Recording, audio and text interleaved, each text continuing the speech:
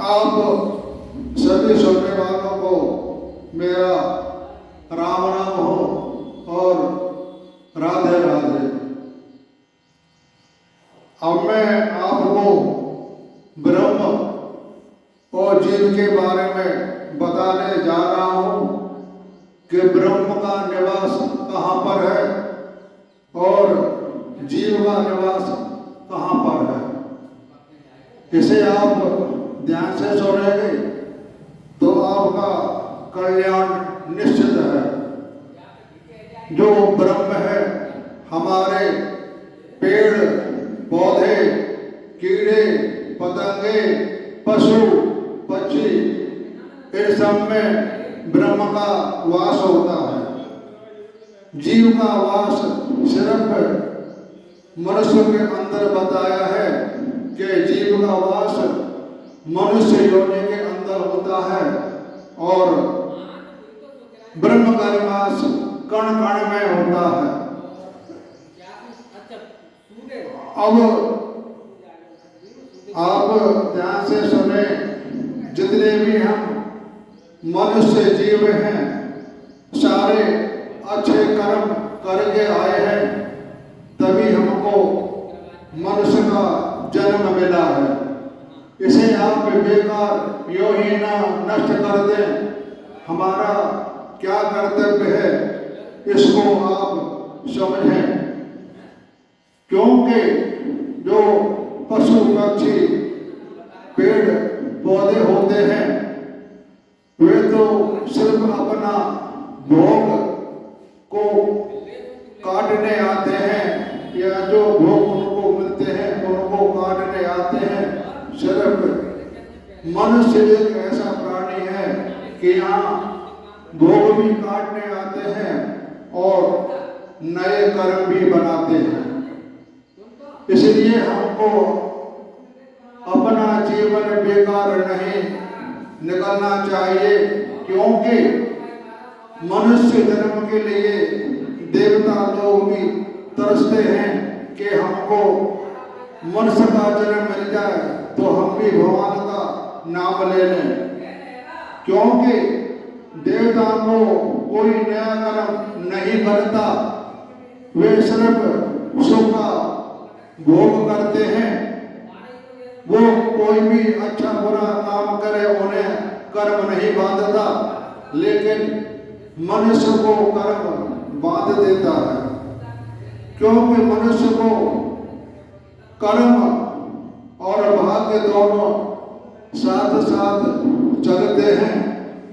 इसलिए हमें अपने बारे में कुछ ध्यान देना चाहिए। हर एक इंसान के अंदर ब्रह्म का वास होता है।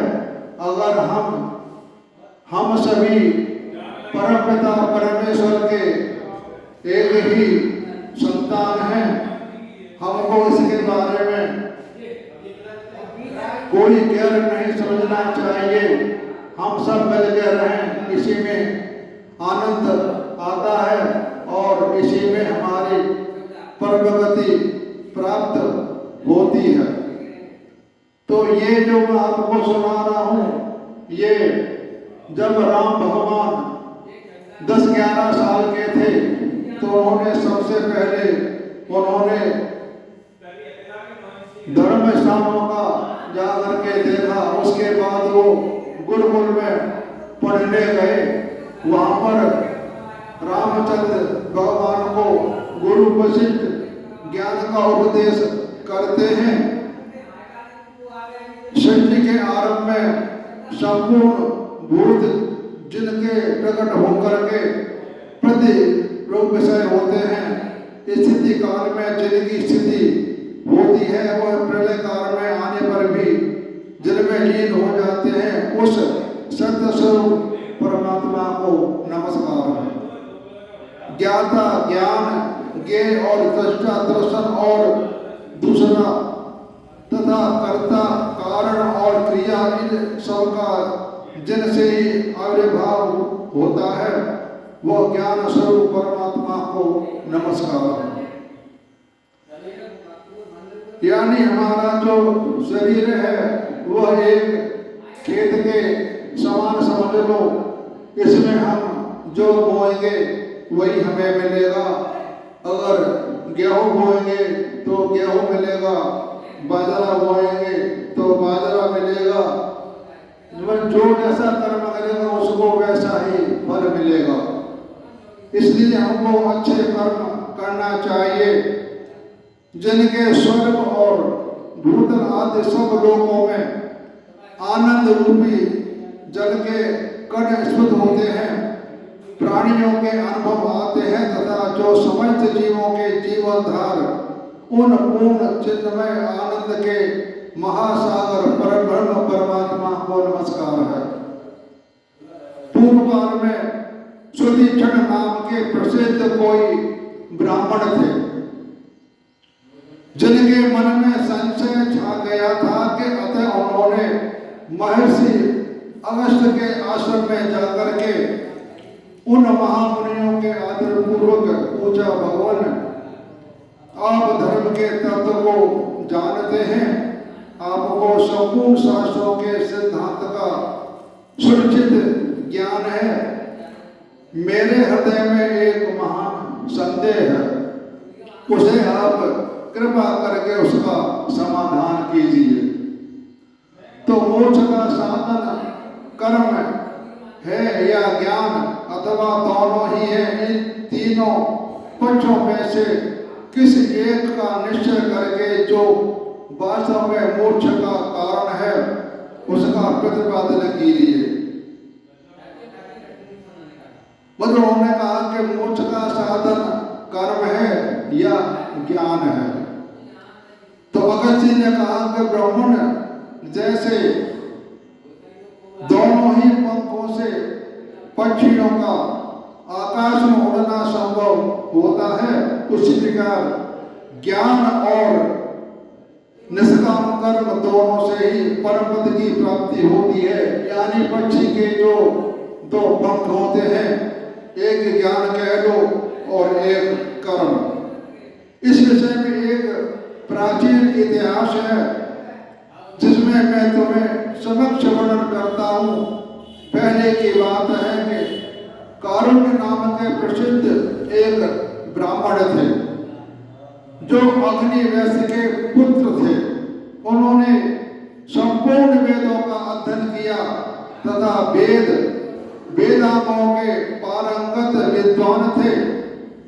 गुरु के यहाँ से विद्या पढ़कर अपने घर पर लौटने के बाद वे संध्या बंदन आदि कोई भी न कर्म करते हुए चुपचाप बैठे रहने लगे। उनके मन में संशय भरा हुआ था कि पिता अग्निदेव देखा कि मेरा पुत्र शास्त्रों के कर्मों का परित्याग करके निंदनीय हो गया है, तब वे उसके हित के लिए इस प्रकार बोले, बेटा यह बात क्या है, तुम अपने कर्तव्य कर्मों का पालन क्यों नहीं करते? बताओ तो सही। यदि सत्कर्मों के अनुष्ठान में नहीं लगोगे तो तुम्हें परम सिद्धि कैसे प्राप्त होगी? तुम जो इस कर्तव्य कर्म में निवृत्त हो रहे हो, इसमें क्या कारण है, यह मुझसे कहो। तब बोला, पिताजी आजीवन अग्निहोत्र और प्रतिदिन संध्योपासना कर इस प्रकृति रूप धर्म की शुद्धि कहाँ से और स्मृति विधान अथवा प्रतिपादन किया है, साथ ही एक दूसरे स्तुति है, जिसके अनुसार मैं धन से न कर्म से न संतान के उत्पादन से ही मेरा मोक्ष प्राप्त होता है। मुख्य यातियों ने एकमात्र त्याग ही अमृत स्वरूप मोक्ष सुख का अनुभव किया है। पूज्य पिताजी, इन दो प्रकार की सिद्धियों से मुझे किसके आदेश का पालन करना चाहिए? इस संशय में पढ़कर मैं कर्म के ओर से उदासीन हो गया हूँ। हमारे चार होते हैं, धर्म, अर्थ, काम और मोक्ष। मोक्ष का तो आप अपने मन से अलग कर दो, क्योंकि मोक्ष अभी तक हमारे भक्त प्रहलाद और ध्रुव को मोक्ष नहीं मिला। अभी तक वो राज्य भोग रहे हैं पातालपुरी में। तो मोक्ष का तो एक बहुत लंबा रास्ता है। पहले आप धर्म करो, धर्म के रूप में लोगों की सहायता करो, उसके बाद आप अर्थ मतलब पैसे, अगर आपके पास पैसा है तो उसका सदुपयोग करो, गरीबों के काम में लगाओ, स्कूल बनवा दो, धर्मशाला बनवा दो, अस्पताल बनवा दो। यह हो गया काम अर्थ का। और अब नंबर 3 पे आता है काम। काम का मतलब ये है कि मनुष्य को अपने शरीर से किसी का हित कर दे तो वो काम का पूरा हो जाता है। धर्म, अर्थ और काम, जब तीनों को आप पार कर लोगे उसके बाद आपको मोक्ष मिल सकता है। अगर आपने भगवान को राज्य दे दिया है, जैसे भक्त प्रहलाद को और ध्रुव को, और भी भक्त हुए हैं जिनको राज्य का सुख दे दिया है, यानी अर्थ का, उनको अभी तक मोक्ष नहीं मिला है। तो मोक्ष का तो एक बहुत लंबा रास्ता है। इसलिए धर्म, अर्थ और काम तीनों का सदुपयोग करो। तो अगस्त जी कहते हैं कि सुतीक्षण पिता से यूं कहकर वे ब्राह्मण कारण चुप हो गए और पुत्र को इस प्रकार कर्म से उदासीन हुआ देख पिता के पुण्य उससे कहा कि बेटा, मैं तुमसे एक कथा कहता हूं, उसे सुनो और उसके संपूर्ण तात्पर्य का अपने हृदय में निश्चय कर लेने के पश्चात तुम्हारी जैसी इच्छा हो वैसा करो। इस जो मैं आपको सुना रहा हूं, इस किताब का नाम है योग वासिष्ठ। इसमें रामचंद्र वशिष्ठ, वाल्मीकि, इनका सबका आपस में संवाद सुनाया है, वही मैं आपको सुना रहा हूं। मैं अपनी तरफ से कुछ नहीं कह रहा। तो सुरुचि नाम से प्रसिद्ध कोई देवलोक कोई स्त्री थी जो अप्सराओं में श्रेष्ठ समझी जाती थी। यानी देवलोक में एक स्त्री थी बहुत परम सुंदर, जो सबसे सुंदर थी। एक दिन वह मयूरों के झुंड में घिरे हुए हिमालय के एक शिखर पर यानी चोटी पर बैठी थी।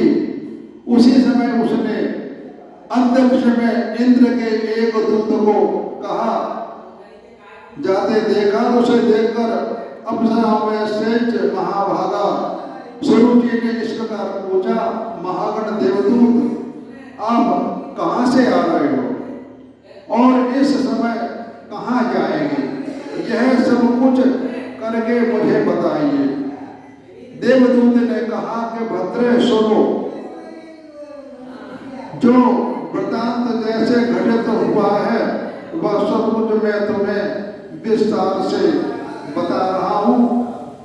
सुंदर भोह वाली सुंदरी धर्मात्मा राजा अश्वनेम ने अपने पुत्र को राज्य देकर स्वयं वीतराग तो तपस्या के लिए वन में चले गए और अब गंधमादन पर्वत पर वे तपस्या कर रहे हैं। वहां वन में ज्यों ही उन्होंने दुष्कर तपस्या आरंभ की, त्यों ही देवराज इंद्र ने मुझे आदेश दिया, दूत तुम यह विमान लेकर शीघ्र वहां जाओ। इस विमान में अप्सराओं के समुदाय को भी साथ ले लो। यानी इंद्र ने कहा कि जो ये तपस्या कर रहे हैं यहाँ पर तुम अप्सराओं को लेकर के उसके पास जाओ। तो नाना प्रकार के वाद्य यानी बाजे नगाड़े मजीरे सारा संगीत लेकर के और अप्सराओं को लेकर के वहां पहुंचे। गंधर्व कहते हैं गाने बजाने वाले को, गंधर्व कहते हैं इनका काम होता है गाना और बजाना। यक्ष और किन्नर आदि से भी वह सुशोभित होना चाहिए। इसमें ताल वैष्णव और मृदंग आदि भी रख लो। इस प्रकार भांति भौंके वृक्षों से भरे हुए सुंदर गंधमादन पर्वत पर पहुंच गए। देवराज इंद्र ने यह आज्ञा पाकर मैं सामग्रियों से संयुक्त विमान हो उसे पर्वत पर गया और वहां पहुंचकर राजा अर्षनेम के आश्रम पर पहुंच गए। फिर मैंने देवराज इंद्र की सारी आज्ञा राजा से कह सुनाई। सुबह वे मेरी बात सुनकर संदेह में पड़ गए और इस प्रकार बोले, देवदूत मैं आपसे एक बात पूछना चाहता हूं। आप मेरे इस प्रश्न का उत्तर दें। स्वर्ग में कौन कौन से गुण हैं और कौन कौन से दोष हैं? आप मेरे सामने उनका स्पष्ट वर्णन कीजिए।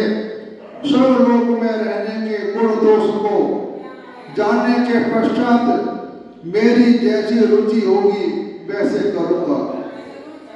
तो मैंने कहा कि राजन, स्वर्गलोक में तो जीव और पुण्य की सामग्री के अनुसार उत्तम सुख का उपभोग करता है और उत्तम पुण्य से उत्तम स्वर्ग की प्राप्ति होती है। मध्यम पुण्य से मध्यम वर्ग मिलता है और अपने निम्न श्रेणी के पुण्य से उसके अनुभव स्वर्ग सुरक्षित होता है। यानी जिसका जैसा सुख होता है, जैसी तपस्या होती है, उत्तम मध्यम और निम्न, उसी प्रकार से स्वर्ग लोक में उनको प्राप्ति होती है। स्वर्ग में दूसरों को अपने में ऊंची स्थिति में देखकर लोगों के लिए उनका उत्कर्ष असह्य होता है और जो लोग समस्त स्थिति में होते हैं वे भी अपने बराबर वालों के साथ स्पर्धा रखते हैं, यानी भेदभाव। तथा जो स्वर्ग लोक में अपने में से हीन स्थिति में होते हैं, यानी जो अपने से शुभ निम्न कर्म वाले होते हैं, उनको अपनी अल्प सुखी देखकर अधिक सुख लोग को संतोष होता है। इस प्रकार असहिष्णुता, स्पर्धा और संतोष का अनुभव करते हुए पुण्यात्मा पुण्य पुरुष तभी तक स्वर्ग में रहते हैं जब तक उनके पुण्यों का भोग समाप्त नहीं होता। यानी देवता लोग स्वर्ग में या जो पुण्यात्मा मनुष्य कर्म करते हैं उनको स्वर्ग मिलता है और अपना जो उन्होंने अच्छे कर्म किए जब उनके भोग समाप्त हो जाते हैं उनको वापस पृथ्वी पर आना पड़ता है। इसलिए देवता लोग कहते हैं कि हमें मनुष्य का जन्म मिलना चाहिए। क्यों? देवता लोग तो हमेशा स्वर्ग में ही रहते हैं, वे कभी जमीन पर नहीं आते, लेकिन उनमें होता है कि वे अपना रूप बदल करके कहीं भी पहुंच सकते हैं। उनमें ये शक्ति होती है, देवता कोई भी रूप बना करके पृथ्वी पर घूमने चले जाते हैं और वापस अपने स्वर्ग लोक में पहुंच जाते हैं। तो मेरी ये बात सुनकर राजा ने इस प्रकार उत्तर दिया, देवदूत, जहाँ ऐसा फल प्राप्त होता है उस स्वर्गलोक में मैं नहीं जाना चाहता। आप इस विमान को लेकर जैसे आए थे वैसे ही अपने लोग को चले जाओ। राजा ने कह दिया कि भैया मैं तो स्वर्गलोक मैं नहीं जाना चाहता, आप जैसे आए हैं वैसे ही आप लौट के चले जाओ। जब राजा ने मुझसे ऐसी बात कही तब मैं इंद्र के समक्ष यह वृतांत निवेदन करने के लिए लौट गया। वहां जब मैंने सब बातें जो की त्यों कह सुनाई तब देवराज इंद्र ने निवेदन करके आचरण हुआ और वे मधुर वाणी में मुझसे पुनः बोले। इंद्र ने कहा, दूत तुम फिर वहीं जाओ और उस विरक्त राजा को आत्मज्ञान की प्राप्ति के लिए तत्व की महर्षि वाल्मीकि के आश्रम में ले जाओ। इंद्र ने अपने देवदूत से कहा, अगर वो ऐसा राजा चाहता है तो वापसी वहीं जाओ और उस पुण्य आत्मा को श्री वाल्मीकि के पास ले जाओ, वो उनको ज्ञान दे देंगे। तो वहां महर्षि वाल्मीकि से मेरी यह संदेश कह देना। तो इस विनयशील वीतराग तथा स्वर की भी इच्छा न रखने वाले नरेश को आप तत्व ज्ञान का उपदेश दीजिए। ये जन्म मरण रूप संसार दुख से पीड़ित है, अतः आपके दिए हुए तत्व ज्ञान के उपदेश से मैंने मोक्ष प्राप्त होता है। यूं कहकर देवराज इंद्र ने मुझे राजा अर्जुनैन के पास भेजा। तब मैंने पुनः वहां आकर राजा को वाल्मीकि जी के पास पहुंचाया। उनके देवराज इंद्र का संदेश कहा तथा राजा ने उन महर्षि से मोक्ष का साधन पूछा। इसके बाद वाल्मीकि ने अत्यंत प्रसन्नतापूर्वक कुशल प्रश्न की बात आरंभ करते हुए राजा से उनके आरोग्य का समाचार पूछा। यानी वो इंद्र के देवदूत उस राजा को वाल्मीकि आश्रम में ले गए। तो वाल्मीकि ने कहा कि मैं तुम्हें तत्व ज्ञान बतलाता हूँ जिससे मोक्ष की प्राप्ति होती है। राजा ने कहा, भगवान आपके धर्म के तत्व का ज्ञान है, जानने योग्य जितने भी बात है वे सब आपको ज्ञात है, मतलब आप सब कुछ जानते हैं। विद्वान श्रेष्ठ महर्षि आपके दर्शन से मैं कृतार्थ हो गया, यानी मैं धन्य हो गया आपके पास आकर के। भगवान मैं आपसे कुछ पूछना चाहता हूँ, आप बिना किसी विघ्न बाधा से मेरी शंका का समाधान करें। संसार बंधन के दुख से मुझे जो पीड़ा हो रही है उससे किस प्रकार मेरा छुटकारा होगा ये बताइए। मतलब संसार बंधन से जो मुझे दुख प्राप्त हो रहा है उससे मैं कैसे छुटकारा पाऊं, यह मुझे भगवान आप बतलाइए। तो वाल्मीकि ने कहा कि राजन सुनो, मैं तुमसे अखंड रामायण की कथा कहूंगा, उसे सुनकर यत्न पूर्वक हृदय में धारण कर लेने पर तुम जीवन मुक्त हो जाओगे। उन्होंने कहा, मैं रामायण की संपूर्ण कथा सुनाता हूँ, उससे आप धन्य हो जाएंगे और आपका सारा संशय मिट जाएगा। कितनी रामायण की महानता है कि रामायण के सुनने से पढ़ने से आदमी का कल्याण होता है और उसकी परम गति प्राप्त हो जाती है। यह मोक्ष प्राप्ति के उपाय को मंगलमय कथा है। मैंने तुम्हारे स्वभाव को समझ लिया, अब तुम्हें अधिकारी मानकर मैं तुमसे यह कथा कहूंगा, सुनो। राजा ने पूछा, तत्व ज्ञानियों में श्रेष्ठ महामुने श्री राम कौन है? उन्होंने कहा कि श्री राम है, ये कौन है, उनका स्वरूप कैसा है? किसके वंशज हैं, वे बद्ध है या मुक्त है, पहले आप मुझे इनकी बातों का निश्चित ज्ञान प्रदान कीजिए। तो वाल्मीकि ने कहा, स्वयं भगवान श्री हरि ही सांप के पालन के बहाने राजा श्री राम के रूप में अवतीर्ण हुए थे।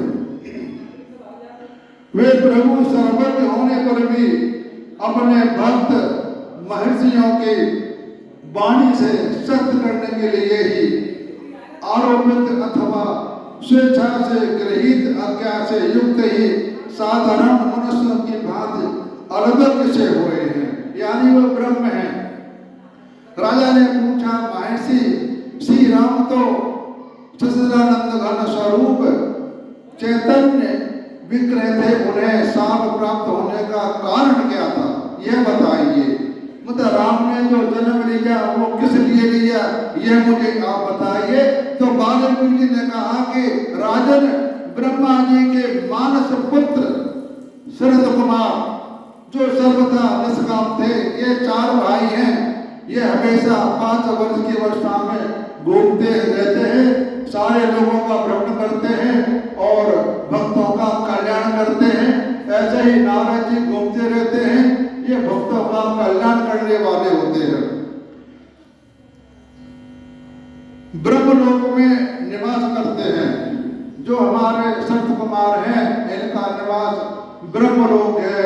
मैं इस कथा में आपको ब्रह्म के बारे में ही सारी बातें बताऊंगा कि ब्रह्म क्या है, ब्रह्म का स्वरूप क्या है, ब्रह्म कहाँ रहता है और उसका हमें प्राप्त करने के लिए क्या उपाय करना चाहिए। ये सारी बातें मैं आपको बताऊंगा। जो मैं बातें आपको बताऊंगा वो ध्यान से सुनना, तो आपको ब्रह्म का ज्ञान हो जाएगा कि ब्रह्म कौन है, कहाँ रहता है और कैसा है। तो वाल्मीकि ने कहा कि राजन, ब्रह्मा जी के मानसपुत्र है, तो उस समय ब्रह्मा जी ने वहां उनका पूजन किया। सत्यलोक में निवास करने वाले दूसरे महात्मा भी उनका स्वागत सत्कार किया। केवल सत कुमार जी ने उनके आदर सत्कार में कोई भाग नहीं लिया। यानी जब ब्रह्मलोक में भगवान गए तो उन्होंने वहां पर सबने स्वागत किया, लेकिन संत कुमार ने उनके आदर सत्कार में कोई भाग नहीं लिया, यानी वे चुपचाप बैठे रहे। तब उनको देखकर सर्वेश्वर भगवान श्री हरि ने कहा, संत कुमार, तुम अपने को निष्काम समझकर अहंकारी हो गए हो, इसलिए जड़वत स्तब्ध बने बैठे हो। इस गर्वयुक्त चेष्टा के कारण तुम साप या दंड पाने के योग्य हो। श्री हरि ने कहा संत कुमार से, आप सरधर्मा कुमार के नाम से विख्यात हो, दूसरा शरीर धारण करो। उन्होंने कहा भगवान ने कि तुम अपना शरीर त्याग करके सरधर्म कुमार के नाम से विख्यात दूसरा शरीर धारण करो। यह सुनकर संत कुमार ने भी भगवान विष्णु को शाप दिया, देवेश्वर, आप भी अपने सर्वज्ञता को कुछ काल के लिए छोड़कर अज्ञानी जीव के समान हो जाएंगे। एक समय अपनी पत्नी को श्रीहरि के चक्र से मारी गई देख महर्षि भृगु का क्रोध बहुत बढ़ गया। यानी भगवान श्रीहरि ने एक बार चक्र से अपनी पत्नी को मार दिया था। इस पर भृगु ऋषि को भी बड़ा क्रोध बढ़ गया। वे उन्हें शाप देते हुए बोले, विष्णु, आपको भी कुछ काल के लिए अपनी पत्नी से वियोग कष्ट सहना पड़ेगा। इस प्रकार संत कुमार और भृगु के शाप देने पर उनकी वाणी सत्य करने के लिए भगवान विष्णु उस शाप से मनुष्य रूप में अवतीर्ण हुए। राजन, भगवान विष्णु का शाप का बहाना क्यों लेना पड़ा, इस सब कारण मैंने तुम्हें बता दिया। अब तुमने इन प्रश्न के अनुसार अन्य सारे बातें भी बता रहा हूँ, सावधान होकर के सुनो। यानी हमारे भगवान राम जन्म का जो राम जन्म क्यों हुआ ये मैंने आपको बता दी। संत कुमार और गुरु जी ने भगवान को शाप दिया था कि आपने अपनी पत्नी को मार दिया है, अब आपको मृत्यु लोक में जा करके मनुष्य रूप में अवतीर्ण होकर के आप पत्नी के लिए वन वन भटके हो। यह वजह थी राम को जन्म लेने की कथा। तो मैंने आपको यह कथा सुना दी। अब आगे ऐसे आगे मैं सुना रहा हूँ। इसके बाद क्या हुआ है आप सबका सुनने का बहुत बहुत आभार प्रकट करता हूँ जो आप ध्यान दे करके सुन रहे हैं।